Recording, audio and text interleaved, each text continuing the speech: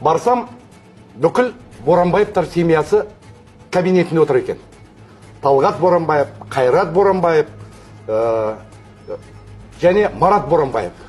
Сонымен олар маған айтты: Ділдахан, біз сені жағдайыңды жақсы білеміз, сен қандай жағдайда тұрғанын бәрін білеміз. Сенің аз ғана кредиттің қалған екен банкіде. Мен завод банкіден ақша алып салдым ғой.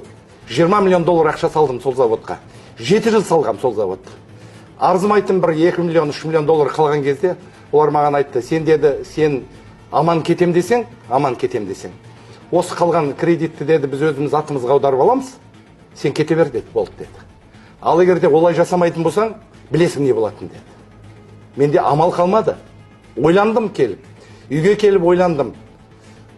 Сонша жыл істеген еңбегім, өмір бақи жинаған, тапқан дүнием, алдыма қойған проектілерім, мемлекет үшін, ел үшін, халық үшін деп жасаған қанша мың адам жұмыс істеп жатқан предприятие бір күнде жоқ болды. Бір күнде. Және де сонша құны бар.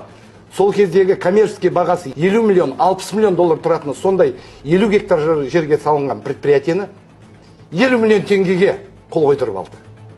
Қолымда барлық қағаздарым бар, договорларым бәрі бар. Талғат Боранбаевтың атына ауыстырып. Талғат Боранбаевтың атына, жеке құрылтайшы компаниясының атына 50 миллион теңгеге қол қойып тастап кеттім мен. Өйткені мен қорықтым семьямнан, отбасымнан қорықтым.